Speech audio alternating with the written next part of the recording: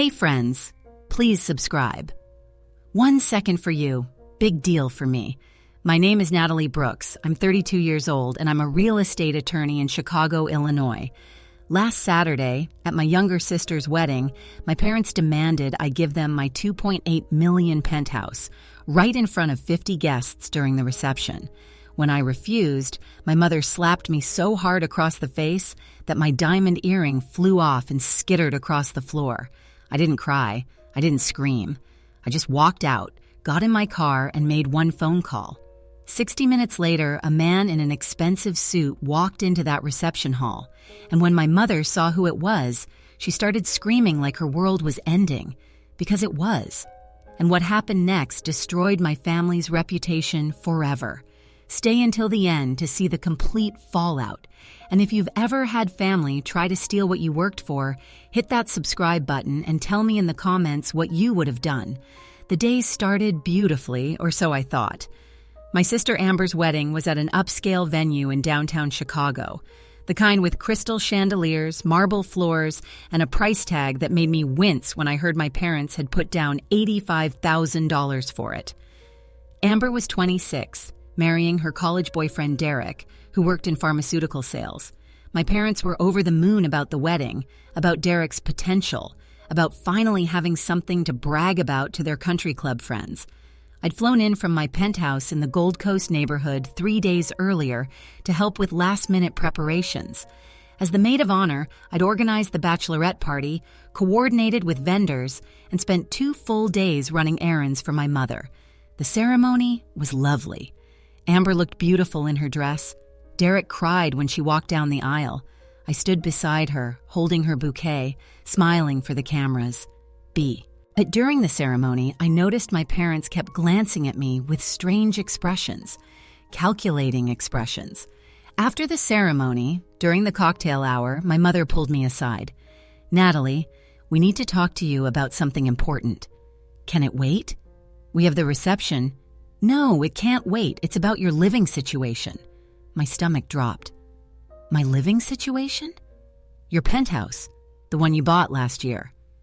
I'd purchased a 2,500 square foot penthouse in the Gold Coast for $2.8 million. A steal for the neighborhood, thanks to my connections in real estate law. It had floor-to-ceiling windows with lake views, a rooftop terrace, 3 bedrooms, 3 bathrooms, and was my pride and joy. "What about it?"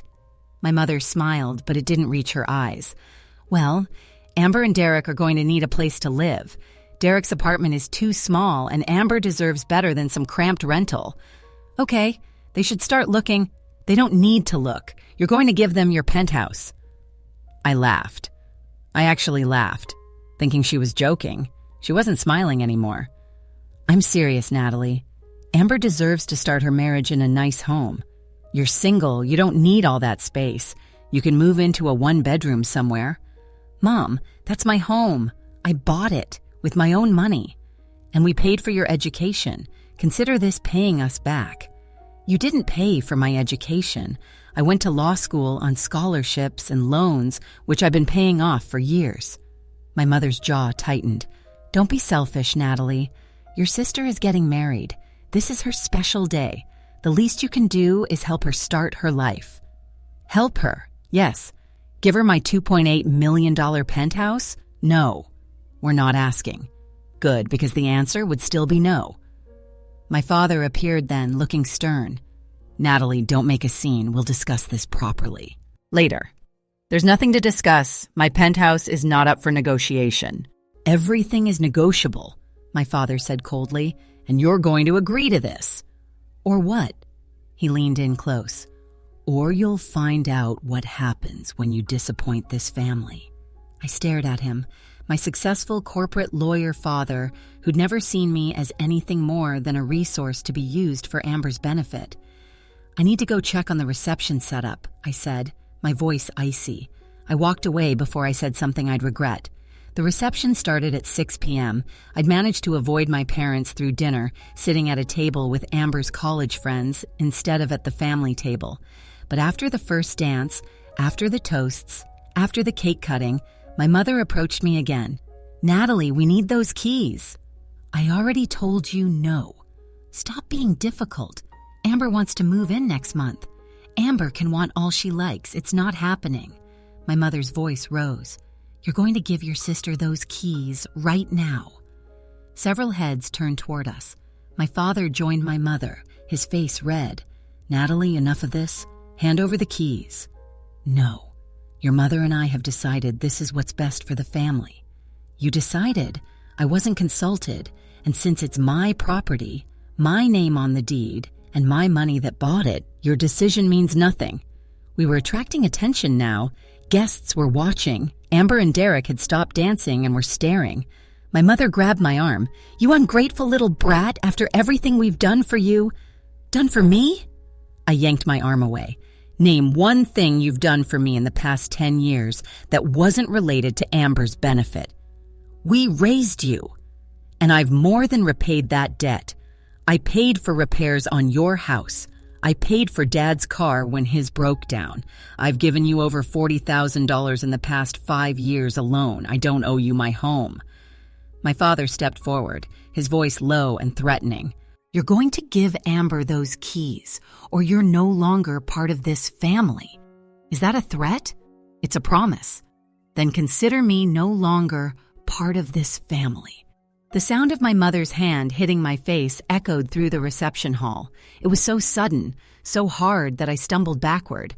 My left earring, a diamond stud worth $3,000, went flying, bouncing across the marble floor. The entire room went silent.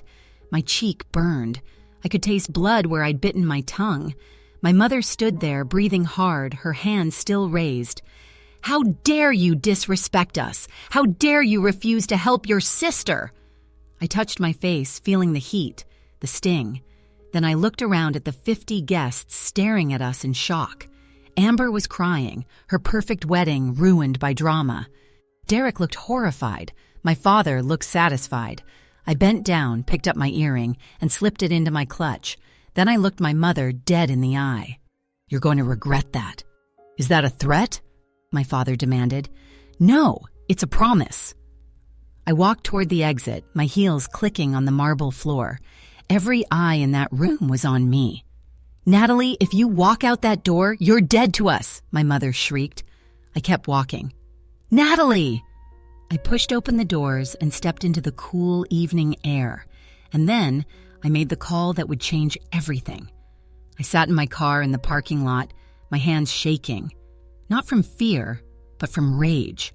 I pulled out my phone and called David Martinez, my mentor from law school who now ran one of Chicago's most prestigious real estate law firms. He answered on the second ring. Natalie, everything okay? David, I need a favor. A big one. Name it. I need you to send someone to the Riverside Event Center, now. I need them to deliver legal documents to my parents in front of everyone at my sister's wedding reception. There was a pause. What kind of documents? A cease and desist order and a formal notice that I'm pursuing legal action for attempted coercion and assault. Assault? Natalie, what happened? I told him. Everything. The demand for my penthouse, the threats, the slap. Jesus Christ, David muttered. Okay, I can have someone there in an hour, but are you sure you want to do this at a wedding? They made it public. I'm just responding in kind. Fair enough. I'll send Marcus. He's good at dramatic deliveries. Perfect. Thank you, David. Natalie, for what it's worth, I'm sorry your family is treating you this way. So am I. I hung up and waited.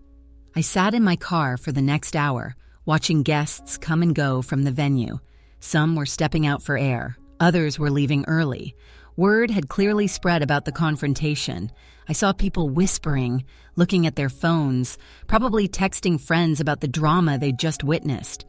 I didn't feel bad about ruining Amber's wedding. She'd stood there watching as our parents demanded my home. She'd said nothing when our mother slapped me. She'd made her choice. At 8:47 p.m., exactly 1 hour and 12 minutes after I'd left the reception, a black Mercedes pulled into the parking lot. A man in his 40s stepped out wearing an expensive charcoal suit and carrying a leather briefcase.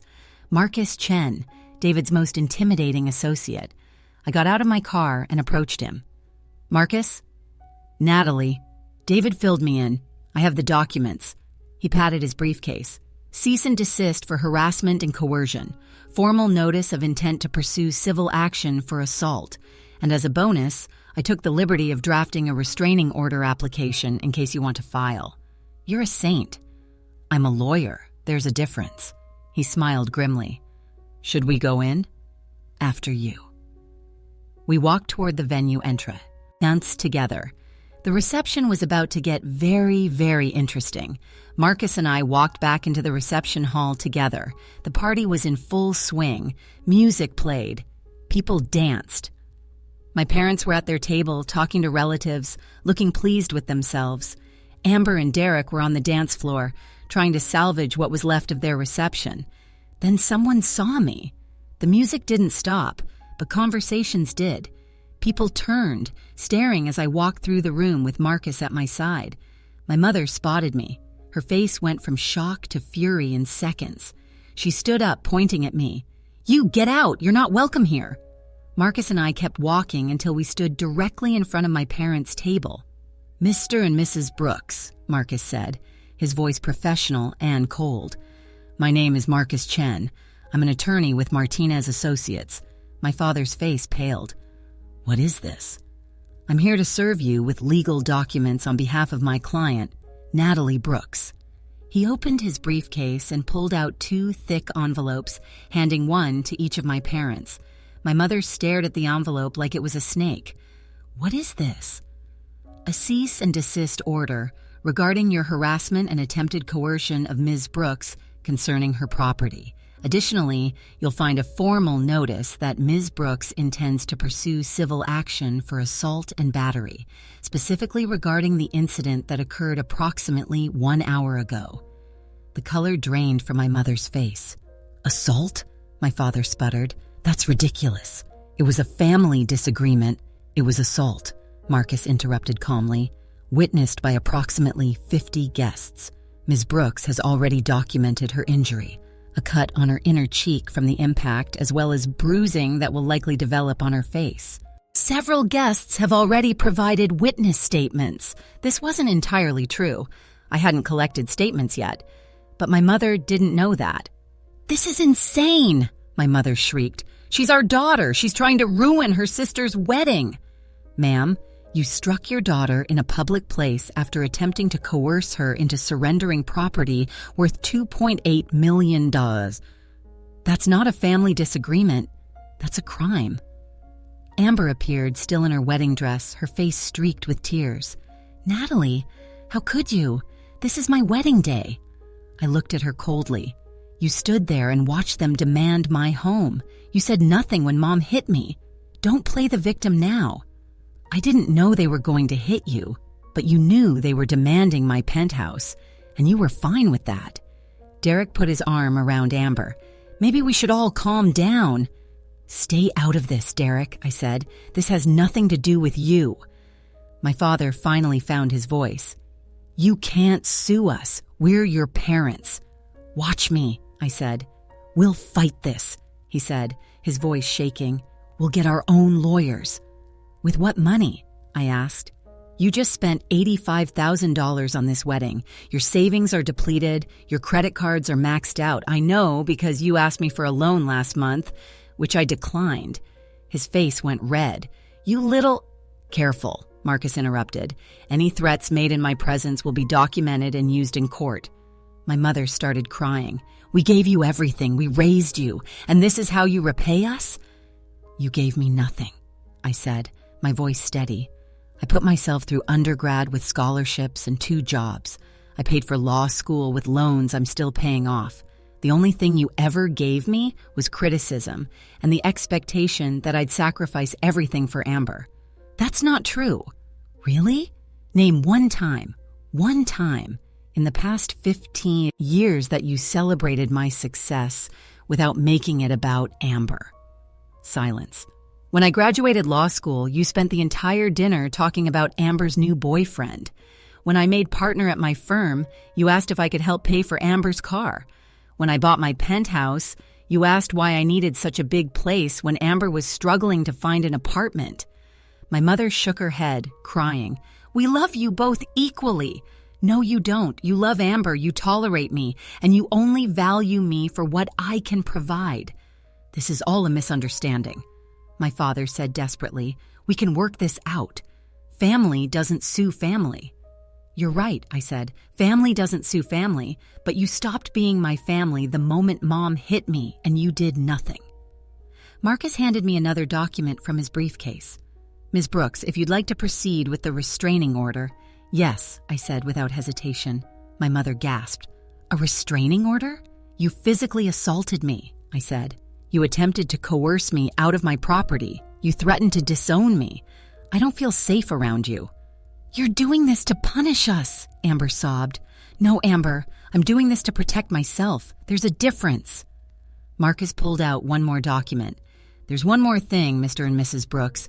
Ms. Brooks asked me to remind you of something. My parents looked at him with dread. The $40,000 she's given you over the past 5 years? She has documentation of every single payment. Emails where you promised to pay her back. Text messages where you called them loans, not gifts. And according to Illinois law, she can sue to recover that money with interest. My father's face went gray. You wouldn't. Try me, I said. You have 2 options. 1, leave me alone. Completely. No calls, no texts, no showing up at my home or office. Accept the cease and desist, except that you will never have access to my property or my money again. Or 2, I pursue full legal action. I sue for the $40,000 with interest and legal fees. I pursue assault charges, which will give you a criminal record, and I make sure everyone in your social circle knows exactly what you tried to do. You're bluffing, my mother whispered. I'm a lawyer, Mom. I don't bluff. I litigate. Marcus handed my parents one final document. This is a settlement agreement. If you sign it, Ms. Brooks agrees not to pursue criminal charges or sue for the money owed. In exchange, you agree to cease all contact with her and acknowledge that you have no claim to any of her property or assets. And if we don't sign, my father asked, then Ms. Brooks will see you in court, and trust me, she'll win. I've already seen the evidence.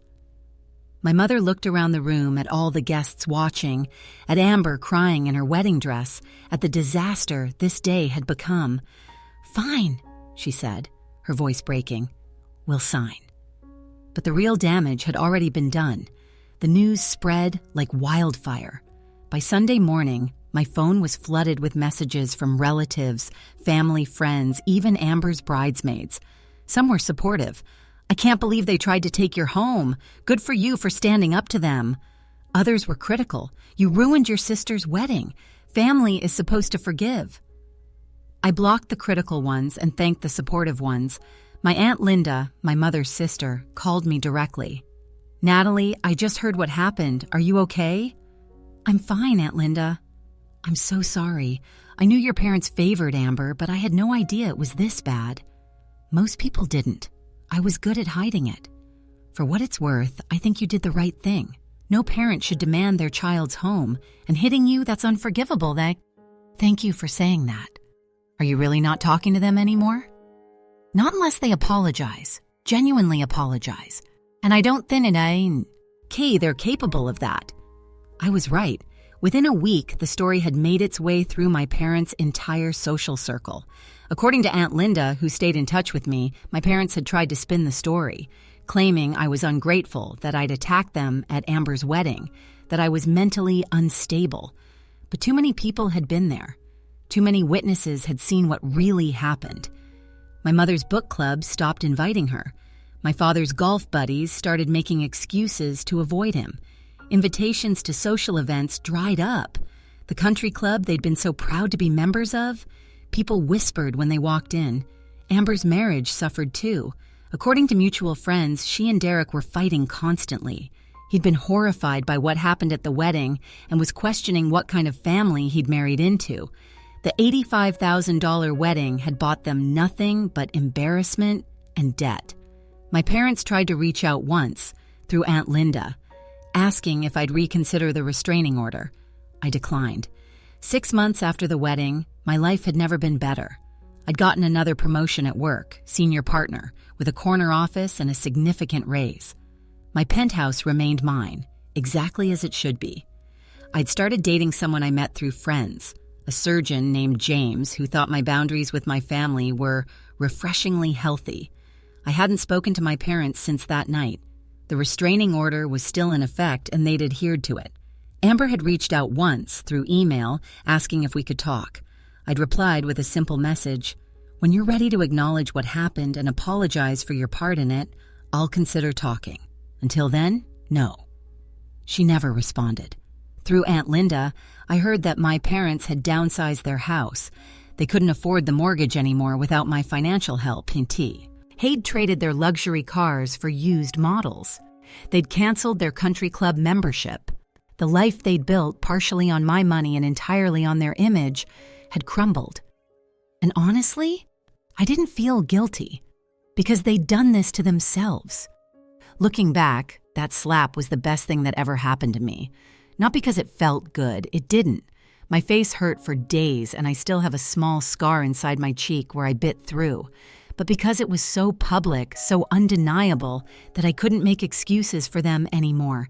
I couldn't convince myself that they'd change, that they'd eventually see me as more than a resource. They'd shown me exactly who they were, and I'd finally accepted it. Some people say family is everything, that you should forgive anything because they're blood. But I learned that being related doesn't give someone the right to abuse you. Being family doesn't mean you get to steal from your daughter or hit her when she refuses to give you what you want. Blood doesn't entitle anyone to your property, your money, or your peace. My parents taught me that lesson. They just didn't mean to. Now I have a life that's truly mine, a home that no one can take, boundaries that no one can cross, and relationships built on mutual respect instead of obligation. Did that lawyer walking into the reception ruin my sister's wedding? Maybe, but my parents ruined it first when they tried to steal my home. I just made sure there were consequences. So let me ask you, if your family demanded you give up your home and assaulted you when you refused, would you fight back publicly? Or would you stay silent to keep the peace? Drop your answer in the comments below. And if this story resonated with you, hit that subscribe button, because standing up to family who treats you like property is never easy, but it's always necessary.